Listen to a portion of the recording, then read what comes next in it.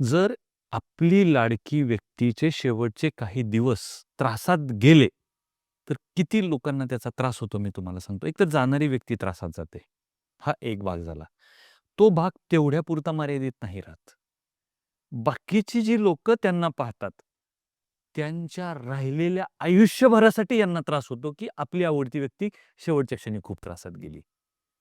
त्याच्यासोबत ते त्रासात गेले याचा तर त्रास होतो, पण आपलंही आयुष्याचा शेवट इतकाच त्रासदायक आहे. होऊ हे शकेल. होऊ शकेल. हां, त्रासदायक आहे नाही. होऊ शकेल, त्रासदायक होऊ शकेल.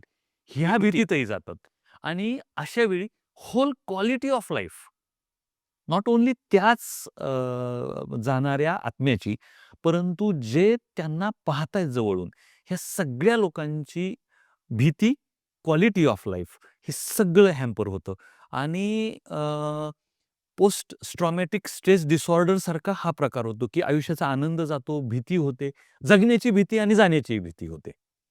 आणि मला तुम्हाला म्हणजे या अगेन खरं तो ना योग्य वेळी योग्य लोकांना भेटवतो. थँक हा प्रश्न तुम्ही काढलात. तर ना 2च गोष्टीने अ, मृत्यू यावा आणि येऊ शकतो. एक आनंददायी यावा, हे स्पिरिच्युअली शक्य आहे किंवा डिग्निफाईड यावा, हे आपल्या सायन्सनुसार शक्य आहे आणि त्याच्यासाठी तुम्ही घाबरून जाण्याची आवश्यकता नाहीये. त्याला खूप सारे उपचार पद्धती उपलब्ध आहेत.